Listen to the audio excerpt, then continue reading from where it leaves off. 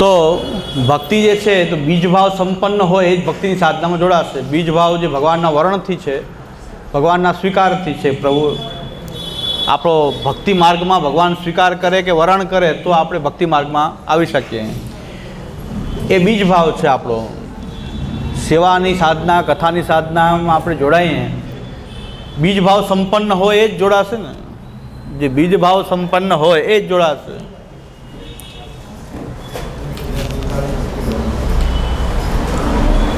હવે આપણી જે આ ભક્તિની જે સાધના આપણે જે કરી રહ્યા છીએ એ સેવા અને કથા આ બેયનો સમુચ્ચય કરીએ, સાથે કરીએ. સેવા અને કથા એ ઉત્તમ આપણો કલ્પ છે, ઉત્તમ કલ્પ છે, મુખ્ય કલ્પ છે આ સેવા અને કથા. સંયોગમાં સેવા, અનોસરમાં કથા.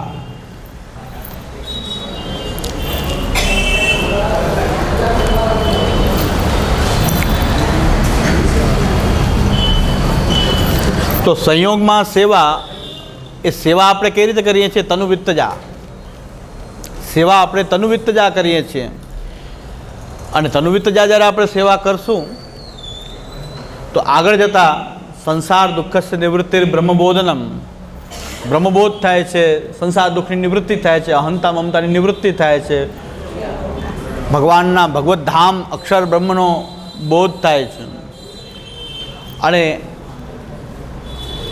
ઉત્કૃષ્ટ સ્થિતિ આપણી સેવાની જે છે એ માનસી છે. સૌથી શ્રેષ્ઠ સ્થિતિ જે છે એ માનસી છે. એટલે માનસી એ સેવામાં આવતી અવસ્થા છે. માનસી જે છે એ સેવામાં આવતી અવસ્થા છે. પેલી સાધના અવસ્થા તનુવિત્તજાથી છે. અને ફલાવસ્થા જે છે એ એટલે માનસી જે છે ફલાવસ્થા છે.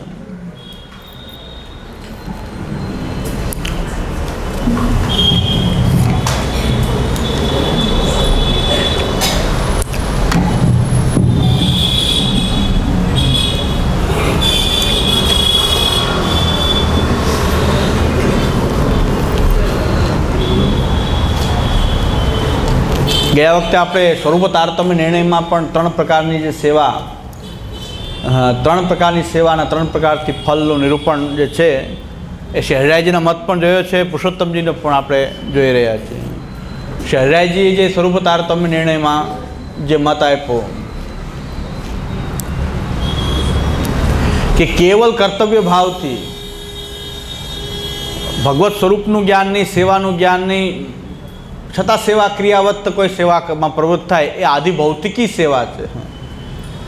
સમજપૂર્વક ભગવત સ્વરૂપનું જ્ઞાન, સેવાના સ્વરૂપનું જ્ઞાન, બરાબર તનુવિત્તજા વગેરે શું છે માનસી, એ બધું જ્ઞાન સહિત જે સેવા કરતો હોય એ આધ્યાત્મિકી સેવા. અને પરમ પ્રેમપૂર્વક પ્રેમ, આસક્તિ, વ્યસન આદિ બધી અવસ્થાઓ જેની ભક્તિમાં પ્રકટ થતી હોય એવા ભાવપૂર્વક જે સેવા કરતા હોય એ સેવાનું આદિદૈવિક રૂપ છે.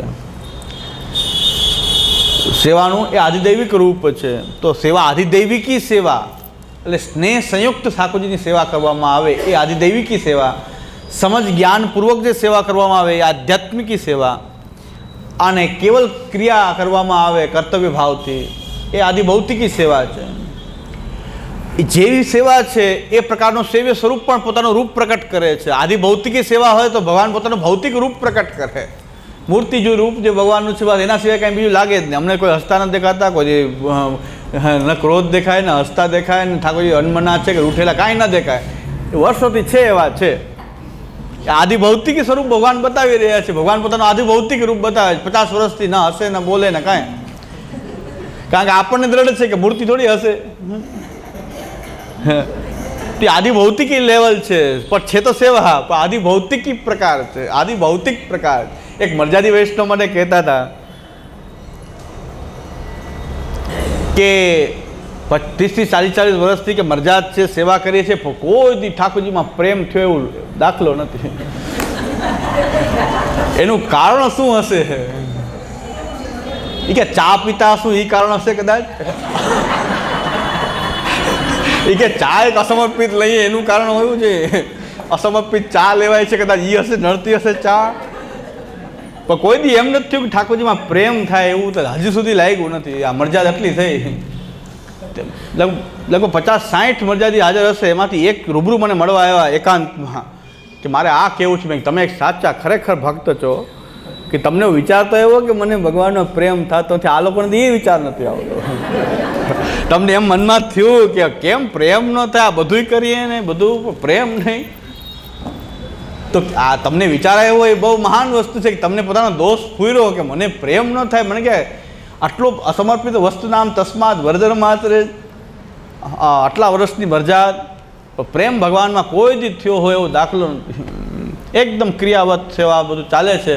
હવે કેમ મને લાગે કદાચ ચા નડતી હોય, ચા લે છે. મને યાદ આવ્યું કે ચા નથી નડતી, મેં કીધા મનોરથ નડે તત્સિદ્ધિ તન્વિત જ્યાં નડે રહી છે કે એ નથી, તમે અહીંયા આવ્યા છો એ જ નડે છે કે મનોરથમાં ઠાકોરજી પધરાવીને તમે આવ્યા, બીજાની સામગ્રી જો નડ્યું એ જ છે. તો બાકી ચા એટલી બધી ખતરનાક નથી. પણ તમને વિચાર આવ્યો ને ભગવત કૃપા, એવું તમને એમ થયું કે મને કેમ પ્રેમ ન થાય ભગવાનમાં. આથી ભૌતિકી લેવલ છે, ભગવાન છે એવા છે, એ આથી ભૌતિકી લેવલ છે. પણ ભગવાન તો છે, પણ ભગવાન પોતાનું ભૌતિક રૂપ પ્રકટ કરી રહ્યા છે, કારણ કે સેવા ભૌતિકી છે. સેવા ખાલી ભૌતિકી છે એટલે ભગવાન એનું સેવ્ય રૂપ પણ એવું છે, એ ભૌતિકી રૂપ ભગવાન ત્યાં પ્રકટ કરી રહ્યા છે. પછી થોડું જ્ઞાનપૂર્વક તત્સિદ્ધે તનુવિતજાનું જ્ઞાન, માનસીનું જ્ઞાન, સેવાની રીતનું જ્ઞાન, મહાપ્રભુજીના સિદ્ધાંતો પ્રણાલિકાનું જ્ઞાન સહિત સેવા કોઈ કરતું હોય તો સેવા આધ્યાત્મિકી સેવા છે. શ્રી મહાપ્રભુજીના સિદ્ધાંતનું બરાબર જ્ઞાનપૂર્વક આપણે ઠાકોરજીની સેવા કરતા હોઈએ. ઠાકોરજી હસતા હોય કે ન બોલતા એવું દર્શન કે અનુભવ નથી થતા, પણ આપણને એમ થાય કે આ સાક્ષાત છે, જ્ઞાનથી સાક્ષાત માનીએ છીએ કે નહીં આ સ્વરૂપ સાક્ષાત છે. સાકાર વ્યાપકત્વાદ મંત્રસ્યાભિવિધાનતા, સાકાર વ્યાપક આ સાક્ષાત બ્રહ્મ છે એવું જ્ઞાનથી આપણે માનીએ છીએ કે ભગવાન સાક્ષાત જ છે. એ આધ્યાત્મિક લેવલ છે સેવાનું. તે સેવ્ય રૂપ પણ એવું બતાવી રહ્યું છે, તે પોતાનું આધ્યાત્મિક જે યથામામ પ્રપદ્યંતે તાંસ તથૈવ ભજામ્યહમ, એ ભગવાન કહે છે તમે જેવું ભાવ કરશો એવો હું થઈ જાઉં છું. અને આધિદેવી પ્રેમપૂર્વક સાક્ષાત એ પૂર્ણ પુરુષોત્તમ નંદ નંદન વિશોદોત્સંગ લાલિત સાક્ષાત આપણા ઘરમાં ઘર ઘર નંદ સુવર્ણ ફલ ફૂલે એવી અનુભૂતિ પોતાને થાય કે આનાથી વિશેષ હવે લેવાનું છે શું, આનાથી વિશેષ શું પ્રાપ્ત કરવાનું છે, આપણને બધું જ મળી ગયું. પ્રભુ મળ્યા તો બધું મળી ગયું. સાક્ષાત સારસ્વત કલ્પની જેમ ભગવાન મારી ઘરે પ્રકટ થઈ ગયા એવો આહલાદ જો સેવામાં પ્રકટ થઈ ગયો અને પછી સેવા કરતા હોઈએ, એ સેવા આધિદૈવિકી સેવા છે. તો ભગવાન પોતાનું ત્યાં પૂર્ણ રૂપ જે છે, નંદાત્મજ રૂપ જે છે, સુદોત્સંગ લાલિત રૂપ પણ ભગવાન ત્યાં પ્રકટ. એ સેવી એક ને એક છે. આપણા ભાવ અનુસાર, આપણી સેવા અનુસાર ત્યાં સેવ્યનું રૂપ પણ એ પ્રકારનું એ બની જાય છે. એટલે આપણે એ સેવ્યનું રૂપ એવી રીતે પ્રકટ થાય છે. એટલે આધિભૌતિકી સેવા આધિભૌતિકી હોય પણ છતાં સેવા છે. એ બહુ જન્માંતે પણ એ પાછી એ ફલિત થશે. કારણ કે શ્રી મહાપ્રભુજી આપણને વચન આપે છે કે કૃત ભજન વ્યર્થ્ય અભાવાત, ભજન કોઈ દી કરેલું ભજન કોઈ દી વ્યર્થ થતું નથી. કૃત ભજન વ્યર્થ્ય અભાવાત ફલિત થશે. જન્માંતરે ફલિષ્યતિ, એ જન્માંતરમાં ફલિત થશે. તો સેવામાં તનુવિતજા અવસ્થા, આગળ જતા સંસાર દુઃખ નિવૃત્તિ બ્રહ્મબોધ પણ થાય છે, એવી અવસ્થા પણ આવે છે. સંસાર નિવૃત્તિ બ્રહ્મબોધ થાય, પછી એક માનસીની અવસ્થા પણ આવે છે. ભગવદ એકતાન ચિત્તપૂર્વક, ભગવાનમાં એકતાન ચિત્તપૂર્વક એ માનસી થઈ રહી છે. પ્રભુમાં આપણું એકતાન ચિત્ત થઈ ગયું છે, એ માનસી થઈ ગઈ છે. એ માનસી અવસ્થા છે. સેવામાં આવતી એ ચરમ અવસ્થા છે માનસી. ભક્તિ, સેવાની સાથે સાથે ભક્તિ, કારણ કે સ્વતઃ પુરુષાર્થત્વેન સેવા કૃતિ સ્વસિદ્ધાંતો ન તો અન્ય શેષત્વેન. ગુસાઈજી આજ્ઞા કરે છે વિવૃત્તિમાં. શ્રી ગુસાઈજી આજ્ઞા કરી રહ્યા છે કે સેવા આપણે કરી રહ્યા છીએ એ ભક્તિ પુરુષાર્થ રૂપમાં કરી રહ્યા છીએ. આપણી ભક્તિ કરી રહ્યા છીએ સેવા, એટલે સ્વતઃ પુરુષાર્થત્વેન, એ સ્વતઃ ભક્તિ પુરુષાર્થ છે. અને આપણે ભક્તિ કરી રહ્યા છીએ, આપણે ભજન કરી રહ્યા છીએ. જેમ હાથમાં માલા લઈને ચૈતન્યવાળા કહે છે ભજન એટલે શું, માલા ઝોલી રાખી અને હરે કૃષ્ણ મંત્ર જપવો, એ અમારું ભજન છે. એ ભજનની રીત ત્યાં એવી છે, હરે કૃષ્ણ મંત્ર જપ. આપણે ત્યાં ભજનની રીત બધું સમાવેશ થઈ જાય એવી ભજનની રીત છે આપણી. તો આપણી ભજનની રીતમાં તત્સિદ્ધે તનુવિતજા એ આપણી, અને સંસાર દુઃખ નિવૃત્તિ બ્રહ્મબોધ, અને છેલ્લે માનસી અવસ્થા પ્રાપ્ત થાય છે. માનસી એક અવસ્થા આવે છે સેવામાં, માનસી અવસ્થા ભગવદ એકતાન ચિત્ત રૂપા, એ માનસી થાય છે. હવે આપણે જે સેવા કરી રહ્યા છીએ, તનુવિતજા કરીએ કે માનસી થઈ રહી છે, એ ભક્તિ થઈ રહી છે, ભક્તિ જ છે, ભક્તિભાવ જ એ સેવાના રૂપમાં ત્યાં પ્રકટ થઈ રહ્યો છે. ત્યાં તો પુરુષાર્થ, ત્યાં ભક્તિ છે. ભક્તિ પુરુષાર્થ જે છે એ ભક્તિ પુરુષાર્થ રૂપમાં આપણે સેવા કરી રહ્યા છીએ. સેવા પણ આપણી ભક્ત્યાત્મિકા છે, ભક્તિનું સ્વરૂપ છે સેવા છે. એટલે એ ભક્તિ થઈ રહી છે. તો ભક્તિ જે છે એ બે પ્રકારથી છે. સેવારૂપ પણ ભક્તિ છે અને કથામાં પણ ભક્તિ છે. સેવા જ ખાલી ભક્તિ નથી, કથા પણ ભક્તિ છે. તો અનવસરમાં આપણે કથા કરશું, સંયોગમાં સેવા કરશું, અવસર વખતે અનવસરમાં આપણે કથા કરશું. કથામાં અવસ્થા આવશે, ભગવત પ્રેમ જાગૃત થશે. સૌથી પહેલાં પ્રેમ આવશે, સ્નેહાદ રાગ વિનાશ. પછી એ પ્રેમ વધુ ગાઢ બને એટલે આસક્તિ થાય. આસક્તિ જે છે એ વધુ ગાઢ બને હજી તો વ્યસન થઈ જાય કે એના વિના રહેવાય જ નહીં. તદ વિના સ્થાતુમ અશક્તિ વ્યસનમ. એ વ્યસન અવસ્થા પ્રાપ્ત થાય અને વ્યસન અવસ્થા પ્રાપ્ત થાય પછી ભક્તિ જે પોતાના ફૂલ ફ્લેજ રૂપમાં, ફલાત્મક રૂપમાં જે ભક્તિ જે છે ખીલે, ફલરૂપા ભક્તિ જે છે એનું છેલ્લું એ સ્વરૂપ હોય તો સર્વાત્મ ભાવ છે. એ માનસી અવસ્થા અને વ્યસન અવસ્થા, કથામાં વ્યસન અવસ્થા, સેવામાં માનસી અવસ્થા. એ માનસી અવસ્થામાં જે ભાવ સિદ્ધ થાય છે એ સર્વાત્મ ભાવ છે. એટલે સર્વાત્મ ભાવ એ આપણી ભજનનું, ભક્તિનું લાસ્ટ સ્ટેશન કહેવાય. એ સર્વાત્મ ભાવ છે. આ આપણો ગોલ છે. સેવાથી, કથાથી અહીં સર્વાત્મ ભાવના રૂપમાં ભક્તિનો એ ફૂલ ફ્લેજ વિકાસ. એ સર્વાત્મ ભાવના બે સ્ટેજ છે, સાધનાવસ્થામાં અને ફલાવસ્થામાં.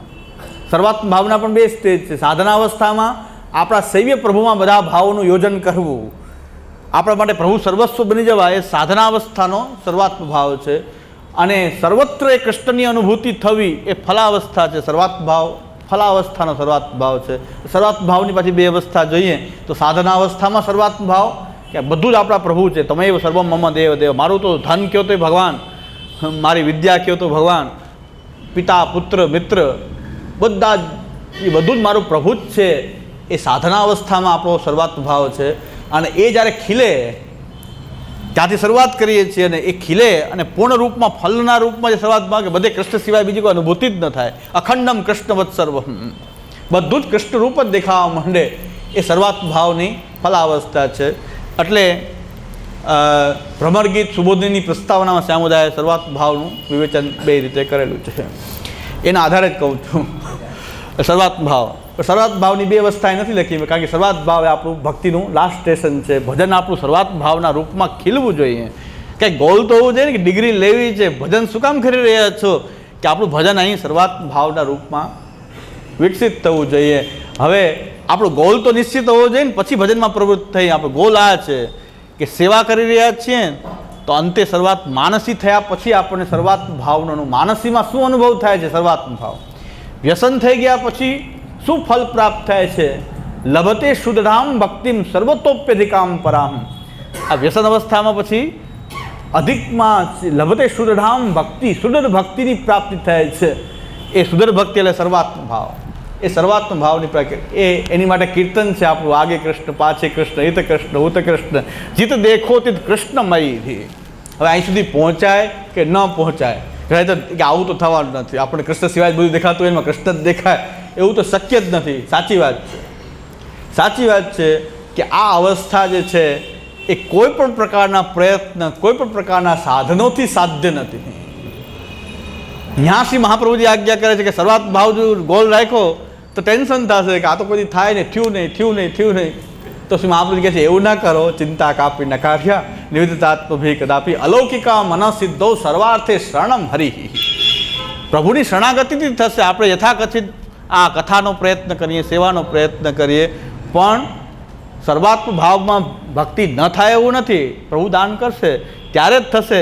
તો પાછી ત્યાં શરણાગતિ આવી, જે ત્યાંથી ચાલ્યા હતા ત્યાં જ પાછા આવ્યા. અલૌકિક મન સિદ્ધૌ સર્વાર્થે શરણમ હરિ. તો પાછું ભગવાનનું શરણ, પાછું શ્રી કૃષ્ણ શરણમાં જરૂરી થઈ ગયું. બધું કરવા છતાં શ્રી કૃષ્ણ શરણમાં જરૂરી થઈ ગયું કે એના માટે તો છેલ્લે ભગવાનનું શરણ સ્વીકારવું પડશે. કે પૂર્ણ સમર્પિત થઈ ભગવત સેવા કરીએ, ઠાકોરજીને સર્વસ્વ માનીએ, સમર્પિત થઈને સેવા કરીએ, અનુસરમાં કથા કરીએ, પ્રેમ આસક્તિ વ્યસન સંપાદિત થાય. પણ સર્વાત્મ ભાવ આપણને પ્રાપ્ત થશે કે વ્યસન અવસ્થા આવશે કે નહીં આવે એ તો પ્રભુ જ કરી શકે. એટલે પાછું સર્વથા શરણમ હરિ. તો ત્યાં હરિનું જ શરણ ગ્રહણ કરવું, ચિંતા નહીં કરવી જોઈએ, પણ ધ્યેય તો નિશ્ચિત રાખવું જોઈએ, ચિંતન કરવું જોઈએ સર્વાત્મ ભાવનું, ચિંતન કરવું જોઈએ સેવા ફલમાં સેવાના ફલનું, પણ એની ચિંતા ન કરવી જોઈએ. ચિંતનની છૂટ છે, ચિંતાની છૂટ નથી. અલૌકિક મન સિદ્ધૌ સર્વાર્થે શરણમ પ્રભુની.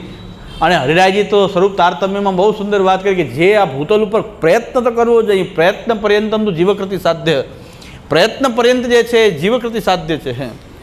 તો પ્રયત્ન પર્યંત આપણે જીવકૃતિ સાધ્ય છે, પ્રયત્ન કરવો જોઈએ સેવાનો, કથાનો. ક્યાં પહોંચાશે એ નિશ્ચિત નથી, કારણ કે સેવા અને કથા પોતે જ ફલ છે. આવું જીવન જીવી શકીએ એ પછી ફલ છે. સેવા અને કથા પૂર્વક આપણું જીવન ઘડાઈ જાય તો એ ફલ છે. પણ કહેવાની વાત એ છે કે હરિરાયજીએ બહુ સુંદર વાત કરી છે કે આ પ્રકારની જીવનશૈલી જેને અપનાવવી હશે એ આ જન્મમાં તો કૃતાર્થ જ છે. જ્યાંથી એમની ભક્તિ અધૂરી હશે એ નવા જન્મમાં એને ફરીથી પાછી બેલેન્સ સાથે, એ બેલેન્સ સાથે નવા જન્મમાં ભક્તો વચ્ચે એમનો જન્મ થશે. એટલે એ તો નિશ્ચિત થઈ ગયું, આટલું કરવાથી એટલું તો નિશ્ચિત થઈ ગયું કે ભક્તોના વચ્ચે એ જન્મ થાય અને પ્રેમ, આસક્તિ, વ્યસન જે અધૂરું હોય એ ભક્તો સાથે ગુણગાન કરવામાં એ અવસ્થાઓનો પણ અનુભવ થાય અને છેલ્લે ભગવાન એને પોતાના એ સાયુજ્યનું અલૌકિક સામર્થ્ય, વિરહનો અનુભવ આદિ અલૌકિક સામર્થ્યનું દાન કરે. ત્યાર પછી ભગવાન પોતાના અંદર એને સાયુજ્ય કરાવે અને પછી એ એમને પ્રકટ કરી લીલાનો અનુભવ પણ એમને કરાવે. બધું પ્રભુ જ કરશે. હવે તો આપણે શું કરવાનું છે? આપણે આ શ્રી મહાપ્રભુજીના માર્ગ ઉપર કેવલ ચાલવાનું છે, સેવાના અને કથાના. આ બે આપણા ભક્તિમાં ચાલવા માટેના બે આપણા પગલાં છે. એક પગલું સેવાનું, એક પગલું કથાનું, એક પગલું સેવાનું, એક પગલું કથાનું. પાપા પગલી પણ કરવી તો પડે ને આમાં. પછી જ્યાં ચાલે ચાલતા નહીં તો સાવ ચાલશું નહીં, ચાલતા શીખશું જ નહીં. બાળક પડે નહીં તો ચાલતા શીખે જ નહીં.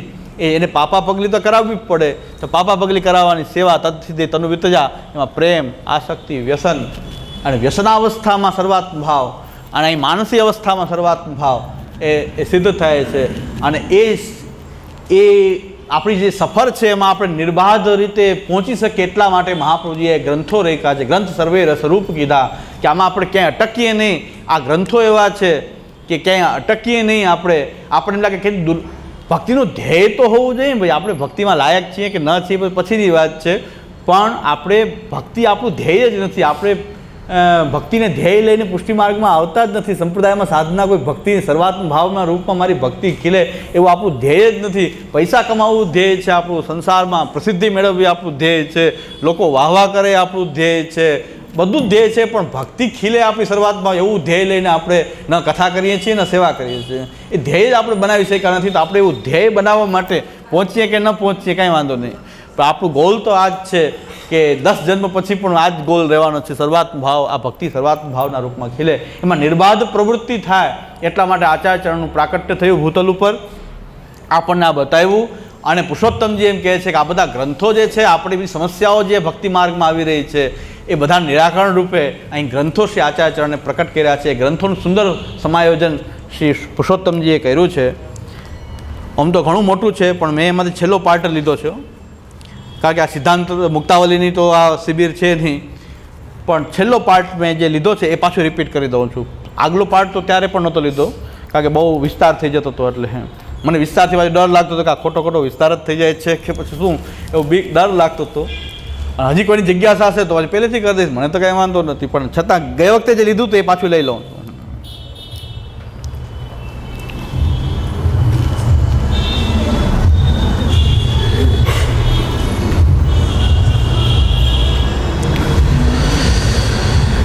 યસ્ય તુ તન્વાદિભિઃ સેવાકરણે ભક્તિરપી ન ભવતી. શ્રી પુરુષોત્તમજી આજ્ઞા કરે છે.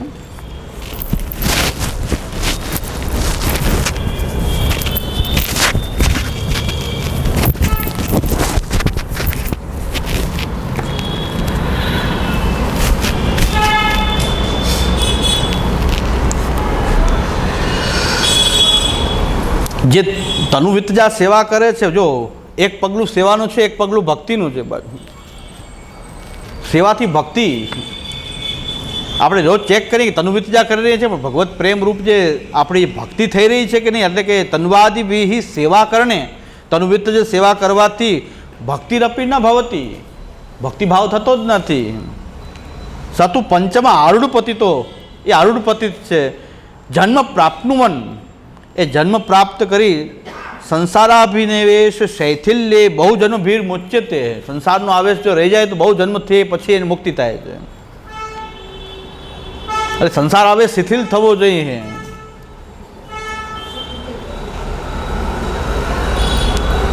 સંસાર અત્યંત અભિનિવેશે તું મુક્તિરપી ન ભવતી. સંસારનો આવેશ જ્યારે બહુ જન્મ પછી સંસારનો આવેશ જે છે દૂર થાય તો મુક્તિ થાય, પણ સંસારમાં અત્યંત અભિનિવેશ હોય, હું મારું જ કર્યા કરતા હોઈએ તો મુક્તિરપી ન ભવતી, તો મુક્તિ નથી થતી. તો પણ મુક્તિ તો ક્યારેય થાય જ નહીં. મુક્તિ ન થાય તો ભક્તિની વાત શું કરવી? તસ્માત સંસારાવેશમ ત્યજતા ભક્ત્યર્થમ તનુવિત્તજ સેવાયામ પૂર્વમ યતનીયમ ઇતિ. તનુવિત્ત જ સેવા કરવી જોઈએ, પણ પેલા સંસાર આવેશને છોડવો જોઈએ. હું મારું છૂટે એવી ભાવના તો રાખવી જોઈએ કે હું મારું જે છે ભગવાનમાં જોડી દે, પ્રભુમાં જોડીએ. આ હું મારામાં મારે ફસાવવું નથી. હું અને મારું એવા સંસાર જે છે, કેમ કે સંસાર અસાર છે કે સંસાર હું ને મારું જે છે એ મિથ્યા છે, ખોટું છે, એટલું તો ભાન હોવું જોઈએ કે ખોટી વસ્તુમાં સમય બગાડી રહ્યા છે. સાચું જે છે એમાં સમય મળતો જ નથી. કારણ કે સેવા સ્મરણનો સમય નથી મળતો. સંસાર તો તમને વારંવાર જે બાંધવાનો છે, વારંવાર જે તમને જન્મમાં ભટકાવવાનો છે, એના માટે સમય છે. અને જેના તમારું અપલિફમેન્ટ થવાનું છે, પાછું બધાને ગોલોકધામમાં બધાને જવું, અહીં ધંધો કરવો, આખો દિવસ ધંધામાં જ બેઠું રહેવું, પછી માલા પિરામણ કરીને ગોલોકધામ જવું. આ બધાની કામના એ જ છે. આખી જિંદગી શું કર્યું કે ધંધો કર્યો તો ધંધો પ્રાપ્ત થશે. આખી જિંદગી ધંધો કર્યો, ક્યારેય પ્રયત્ન કર્યો ને સેવાનો સ્મરણનો પ્રયત્ન ન કર્યો તો પછી ગોલોકધામમાં શું કરવું? ત્યાં જઈને ગોલોકધામમાં પ્રાપ્ત થઈ જાય ને તોય ન ફાવે. ગોલોકધામ ભગવાન કરે આપી દે તો એમ કે અહીં શું આવી ગયા, અહીં કરવું શું? ગોલોકધામમાં કંઈ એન્ટ્રી થઈ જાય તો શું ફાયદો? ભગવાન તો આપી પણ શકે, એન્ટ્રી આપી શકે, ના આપી શકે એવું નથી. આપી દે કદાચ તો શું કરે? અહીં સેવા સ્મરણ કર્યું ન હોય તો પછી જ્યાં તો એ જ કરવાનું, બીજું તો કાંઈ છે જ નહીં. ત્યાં તો અહીંયા શું કરવાનું? અમારે એક ભીતરીઓ એમ કહેતો કે ભગવાનને હું તો વિનંતી કરું છું કે કૃપા એવી કરતા જ નહીં કે મને ગોલોકધામ મળે, મને નહીં ફાવે. નરક આપજો કે આપણા જેવા બધા ભેગા થયા હોય એ કે મને તો નરક આપજો, કારણ કે નરકમાં આપણા જેવા બધા અઠંગ બધા આપણા દોસ્તારો ભાઈ દોસ્તાર બધા અહીંયા હોય તો આપણે લાગે ઓળખીતા છે બધા આપણા. હા તો કોઈ ઓળખીતા ન હોય કે બુઢા બધા બાપા બેસીને શ્રી કૃષ્ણ શરણમ કરતા હોય ગોલોકધામમાં, મારે કરવું શું થઈને? અમારા ભીતરીઓ કહે ભગવાન મારી પર કૃપા કરતા નહીં. ભીતરીઓ એમ કહેતો હોય ગોલોકધામની કૃપા ન કરતા, આપણે નરક આપજો તો જ્યાં મારા જેવા મિત્ર દોસ્તારો બધા ભેગા ત્યાં હોય. એટલે ઘણાને આવી કામના રહે પુષ્ટિ માર્ગમાં આવ્યા પછી, પણ પુષ્ટિ માર્ગ છે તો માર્ગ છે, એ માર્ગ પ્રમાણે જો ચાલવામાં નહીં આવે તો પછી કેવી રીતે ફલ પ્રાપ્ત થશે? એટલે પુરુષોત્તમજી ધ્યાન દોરી રહ્યા છે. તસ્માત સંસાર આવેશમ ત્યજતા, સંસારનો આવેશ ઓછો કરવાની ભાવના તો રાખો. સંસાર આવેશને ત્યજતા ભક્ત્યર્થમ, સેવા કરો પણ ભક્તિ માટે કરો. સેવા બીજા કોઈ હેતુથી નહીં, ભક્ત્યર્થ સેવા કરવી જોઈએ કે મારી ભક્તિ, પ્રભુમાં મને પ્રેમ ભક્તિ, આ સેવા જ કરું પણ પ્રેમપૂર્વક કરું એવી ભક્ત્યર્થમ તનુવિત્ત જ સેવાયામ પૂર્વમ યતનીયમ ઇતિ. પહેલાં તો સંસાર આવેશ દૂર કરી, સંસાર આવેશને કમસે કમ ભક્તિમાં ન લાવીએ. સંસાર આવેશ હોય તો ભલે રહે, પણ ભક્તિમાં તો ન લાવીએ કે હે ભગવાન મારો ધંધો સારો ચાલે, મંગલ ભોગમાં ભોગ ધરીને કહી ધંધો બહુ સરસ ચાલે, દુકાને જાઉં છું. અરે ભાઈ ડાયાબિટીસની દવા બધા રસગુલ્લાની ચાસણીમાં ઘોરીને લેવી કે સંસાર આવેશને પ્રકટ કરવા તમે દવા લઈ રહ્યા છો કે સંસાર આવેશ છૂટે નહીં. ધંધો સારો ચાલે તો આપણે કંઈ વાંધો નથી, ભલે ચાલે સારો, આપણે કંઈ વિરોધી નથી, વૈરાગી માર્ગીના પણ નથી આપણે. ચાલો ધંધો ચાલે પણ ભગવાન સામે સેવા કરીને કમસે કમ ત્યાં તો કોઈ 5 મિનિટ એક તો જારી ચંપસ કર્યા અને હવે ભગવાન ધંધો સારો ચાલે, કૃપા કરો, સારો ગ્રાહક આવી જાય. તો આ શું કર્યું? સેવા તો ભક્તિ અર્થ કરો. બીજું બધું ભલે ચાલો સંસાર આવે પણ ભક્તિ અર્થ સેવા કરીએ આપણે, સેવાને ભક્તિ અર્થ કરીએ. એટલે ભક્તિ આપણો પુરુષાર્થ છે. ભક્તિ અર્થ થઈ ગયો એટલે શું થઈ ગયું? ભક્તિ પુરુષાર્થ થઈ ગયો. સેવાનો પુરુષાર્થ સેવા જ નથી પણ ભક્તિ પુરુષાર્થ છે. ભક્તિ પુરુષાર્થત્વેને સેવા કૃતિ સો સિદ્ધાંત હો. આ ભક્તિ પુરુષાર્થ રૂપે આપણે સેવા કરવી જોઈએ. સેવા તો કમસે કમ ભક્તિ અર્થ કરીએ. ભાગવતનું પાઠ તો ભક્તિ અર્થ કરીએ. ભાગવતજીનો થોડોક પાઠ કરી, ચાલો નિયમ બનાવીએ, થોડોક ભાગવતજીનો પાઠ કરશું, પછી સંસાર આવેશ તો છે જ, એ તો આપણી અંદર પ્રાપ્ત જ છે. પાછું આપણે એ કરવાના જ છે બધું હું મારું વાળું. પણ ભાગવતનો પાઠ અને ઠાકોરજીની સેવા બે તો ભક્તિ અર્થ કરીએ, કદાચ ભક્તિ મળી જવાની હોય તો શું વાંધો છે? આપણે ભક્તિ માર્ગી થઈને આપણે ભક્તિ ઈચ્છતા જ નથી. એટલે પુરુષોત્તમજીને એક એક શબ્દને હું શાંતિથી કહું છું કે ભક્તિ અર્થમ એટલે ભક્તિ પુરુષાર્થ રૂપે તનુવિત્તજ સેવાયામ પૂર્વમ યતનીયમ. એટલે તનુવિત્ત જ સેવા જે છે માટે પહેલાં સૌથી પહેલાં તનુવિત્ત જ સેવા માટે યત્ન કરવો જોઈએ. યત્ન તો આવ્યો ને, તનુવિત્ત જ સેવા માટે યત્ન કરવો જોઈએ. એટલે સેવા કરો એ તો તનુવિત્તજા તો કરો, ત્યાં તનુજા વિદ્યા તો ન કરો, ત્યાં તો કમસે કમ તનુવિત્ત જ કરો, તનુવિત્તજા સેવા કરો, ભક્તિ અર્થ કરો. બે વસ્તુ આવી, તનુવિત્તજા સેવા કરવી અને ભક્તિ અર્થ કરવી. ભક્તિ સિવાય બીજું કોઈ કારણ નહીં. જે કાંઈ પ્રભુ બીજું ભક્તિ આપે એના સિવાય બીજું કાંઈ જોઈએ નહીં. સેવા કે કથા આપણે આપણો પુરુષાર્થ ત્યાં ભક્તિ જ હોવો જોઈએ, બીજું કંઈ નહીં. હા, આપણે તો પ્રભુ પાસે કંઈ માંગતા તો નથી જ, અને આપણા એવા સારા સારા કાર્યો બી થાય છે તો ત્યારે આપણને એમ થાય કે આપણાથી આ શક્ય જ નથી, આ પ્રભુએ જ કહ્યું છે. ત્યારે આપણે ફરીથી પ્રભુને એમ કહીએ કે પ્રભુ આપે કેમ શ્રમ લીધો, અને આપણે રડીએ પ્રભુ પાસે કે પ્રભુ આપે શ્રમ લેવો પડ્યો.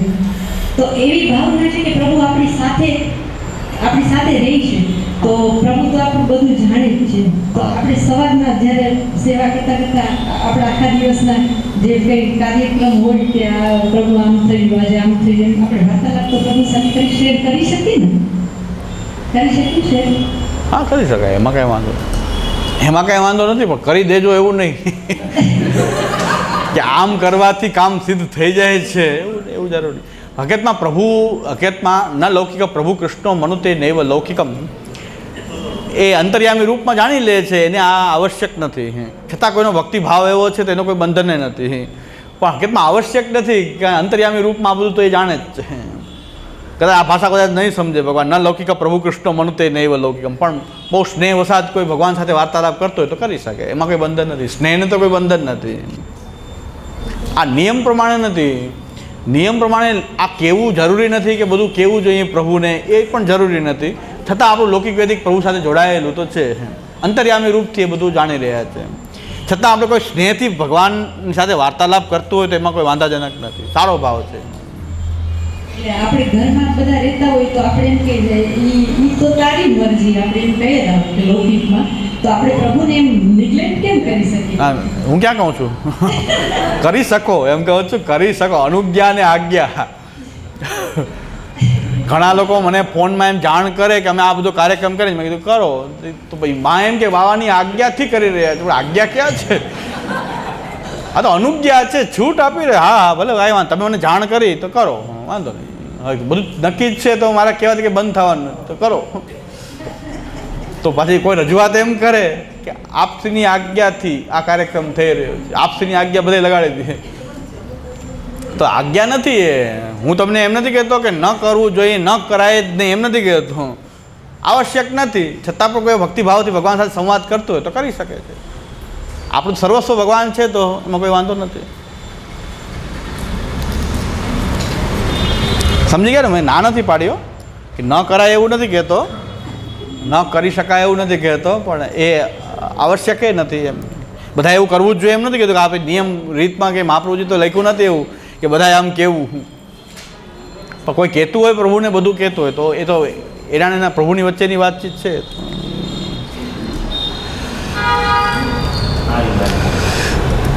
એક ગોસ્વામી બાલક જે છે એ ઠાકોરજીને પિક્ચરના ગીત સંભળાવતા, તો હવે કંઈ નિયમ થોડો જ છે અષ્ટસખાની વાણી અને ભગવતો ભક્તોની વાણી સંભળાવીએ, એ સમજાવે કે મને જે પ્રિય છે એ પ્રિય વસ્તુનું સમર્પણ કરું છું, તો એમનો ભાવ હતો.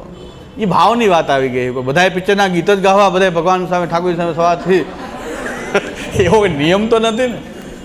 પણ એમને એમ થયું મને જે પ્રિય છે હું મારા પ્રભુને સંભળાવું, તો સંભળાવતા ઠાકોરજીને પોતાના પ્રિય ગીતો જે હોય એ ઠાકોરજીને સંભળાવતા. હા, તો એમનો ભક્તિભાવ હતો. ભક્તિમાં બધું પ્રભુ માટે બધું થઈ શકે.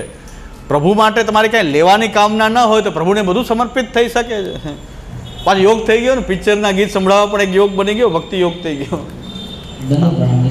નિવેદનના પ્રકારમાં લઈ શકાય. હા, લઈ શકાય.